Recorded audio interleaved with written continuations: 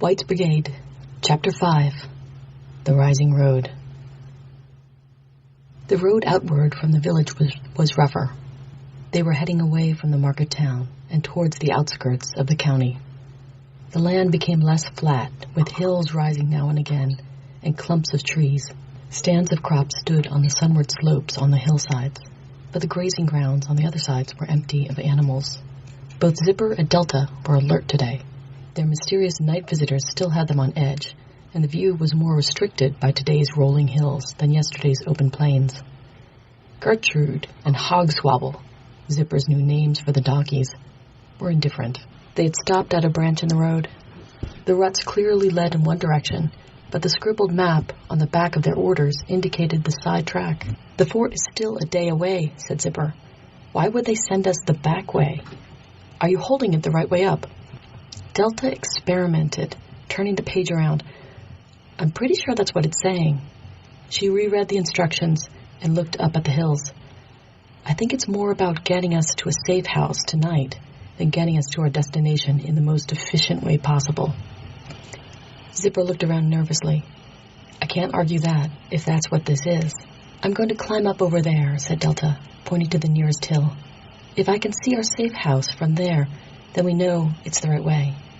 "Sure," said Zipper, as she made off. "I'll just sit here with the bait." She looked between the donkeys and the pile of bodies lashed to the wagon. "So, Gertrude, for your little snip back there, you're first on the menu, if a troll turns up." The donkey paid no notice. Zipper squirmed for a while, and then got up in the seat. She climbed the stacked bodies, which they had moved slightly to provide a clear foothold to the top of the load. They had a canvas over them to keep off the sun, but the preserve spell seemed to be doing its trick. The bodies felt slightly unpleasant underfoot, but they didn't stink, at least not to Zipper's nose. Trolls, however, were supposed to be able to smell human flesh a mile off, and they weren't picky about alive or dead. She looked up and down the tracks as best she could. The road turned, and there were thickets and unkempt hedges, so there wasn't much to see. With a sigh, she clambered back down again and got off the wagon. The donkeys perked up again, wondering if it was feeding time. "Don't be greedy," said Zipper. "You'll get fed when we get to where we're going, unless you end up feeding something else." Their interest was undampened. She walked a bit of a distance down each of the choices and examined the ground. She pressed her fingers and then her spear butt into the soil to get an idea of what sort of impressions might be left. It hadn't rained in long enough for the soil to be too moist, nor yet long enough for it to become dusty. "Find anything?" asked Delta. Zipper leaped through the air and flailed with her spear, mostly for balance. "Don't do that," she admonished. Delta looked sheepish. "Sorry, I didn't think I was being that quiet." Zipper shook herself and waved exasperatedly. "I can't even find the tracks of our own wagon, sitting right here." "Well, that's good," said Delta. "It will make us harder to follow in case anyone is out here." They both turned as Hogswobble chose that moment to lift his tail and defecate. In theory. Zipper gave the donkey an evil glare. "How about you? Did you find home?" "I did," said Delta, brightening. "It's not that far either." "Let's hop to it then," said Zipper, climbing back into the wagon. "Can't be too soon." The going was slower on the narrower track. From the ruts, the road appeared almost as well traveled, just not as well kept up. Their load also appeared rather wider than the road was used to. With much sighing and cursing, Delta was forced at one point to hack a particularly virulent hedge back with her glaive. The donkeys plodded on, though.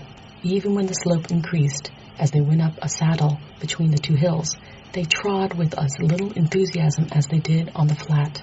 The two drivers still felt pity and got out and pushed from behind. Zipper didn't trust either of the donkeys not to suddenly decide enough was enough and stop just as it was getting darker. They followed on the wagon for a while, catching their breath. "It should be just around the bend up there," said Delta. This cheered Zipper up, and she moved up past the wagon and took the donkey's leads. "Good job, Gertrude. Maybe we'll stick with that name. We'll have you out of that harness and rolling in sweet hay soon."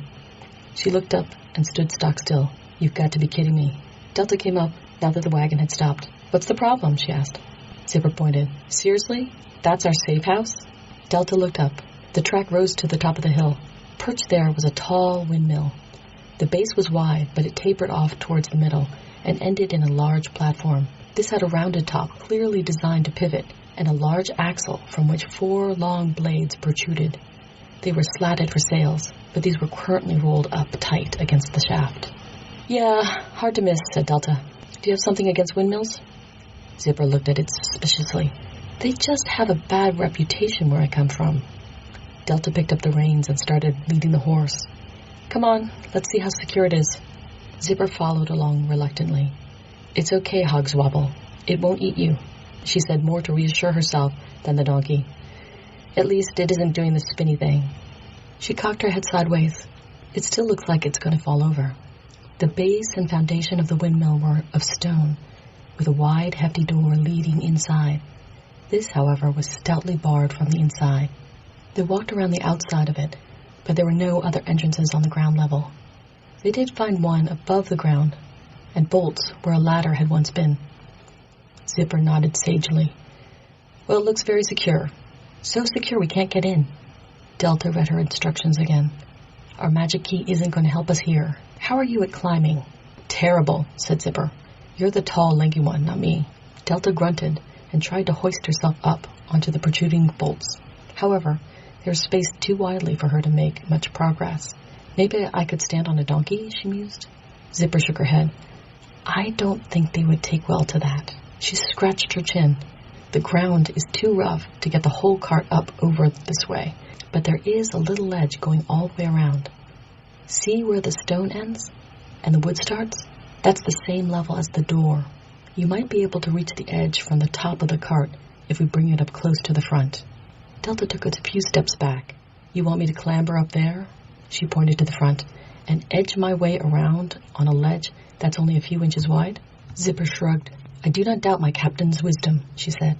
Delta sighed and trudged back to the cart. They got the cart lined up, and from the top it was easy enough for Delta, with a boost from Zipper, to get on the ledge. It wasn't as bad as it looked when she took it slow. After she rounded the side, though, the wind caught her, and she had a moment of worry. Once past that, it was easy enough. The upper door wasn't bolted, but the latch string had been pulled through. The gap around the edge was generous, though, and Delta was able to lift off the latch with her dagger. She was then down to the ground floor and had the bar off the main entrance in no time. It was a tight fit, but the wagon made it through the entrance without having to unload any of it. The interior was large, with the main turn shafts grounding out in the middle, and a few millstones stashed, attached via gears. There were piles of fodder and rations as marked, like with the last place, with the sign of the Imperialist scouts. Once they had everything inside, they pulled the doors shut and barred them again. We're in the belly of the beast now, said Zipper, taking the harnesses off the donkeys. Once they'd seen to the animals, they shucked off their outer armor and took a long drink themselves.